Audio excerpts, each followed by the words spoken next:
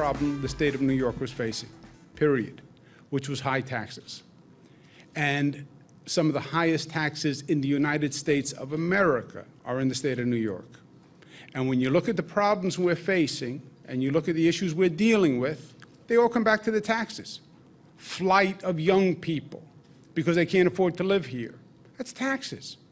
Flight of businesses because other states are cheaper to operate. That's taxes. And you have no long-term future if you are the tax capital of the nation.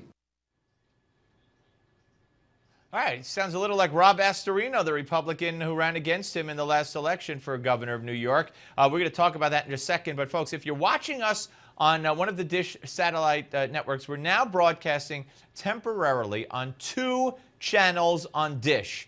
But our main channel on Dish is still channel 223. So please check us out there as well, 223. All right, folks.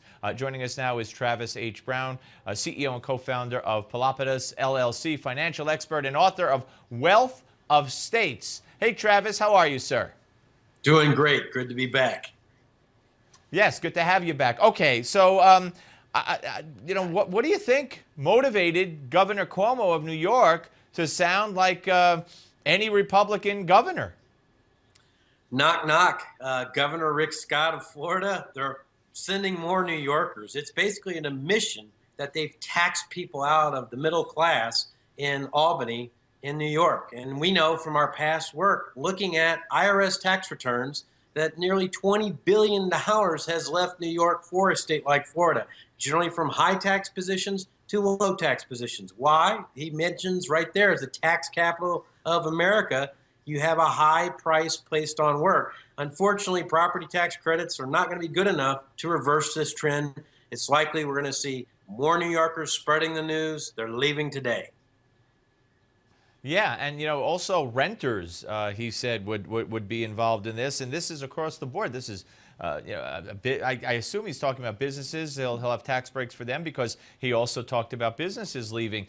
Is this the first open acknowledgement by a Democratic governor in a Democratic state that, hey, we've got to do something because of the fact that businesses are leaving and people are leaving to quote-unquote red states? It's not the first governor in the Northeast or New England, and by no means is it the first governor to be at risk, political jeopardy themselves. The governor of Maryland exited, and a new governor was installed in part for this exact reason. Migration patterns that we know from 1040 tax returns showed that Marylanders are leaving for Florida. There are 9 states in America that get it right. They do not place a price on your work. And as a result, they collect the necessary revenue for their state services, as we cover in our book, Wealth of States, from consumption taxes and property tax systems. Here's the problem with the circuit breaker kind of programs that have been proposed by Governor Cuomo.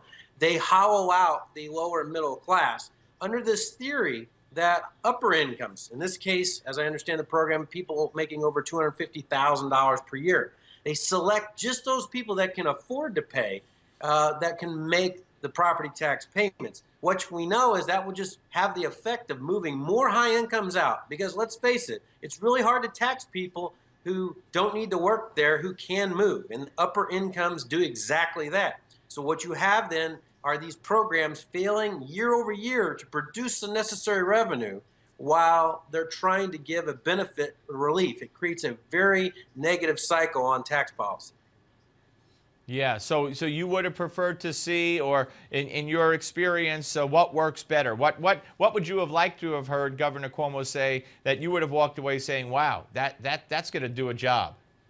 Well, Governor Cuomo spent over $140 million so far trying to promote New York as income tax-free New York for certain select businesses. Now, we know trying to give people exemptions through more games on your 1040 tax return just creates a lot of burden on compliance, doesn't necessarily raise the revenue, and is not as clean and simple as getting out of the way. What we need, as we cover in a 50-year look back of how states with high taxes versus low taxes have performed, is a lower overall tax burden. That is, lowering the price on work to see more of it. And when they have more work, New Yorkers can afford more property tax loads on things that are fixed to location. This unfortunately distorts that by putting government in the way.